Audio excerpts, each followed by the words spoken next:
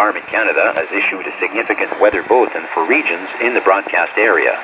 Stay tuned for further information. Environnement Canada a émis un bulletin de conditions météorologiques importantes pour les régions dans la zone de diffusion. Restez à l'écoute pour plus d'informations.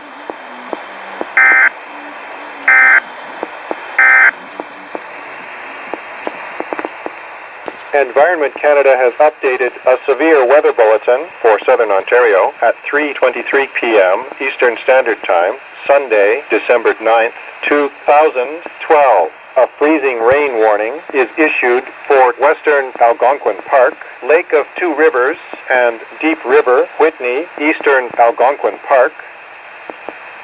The Environment Canada forecast issued at 11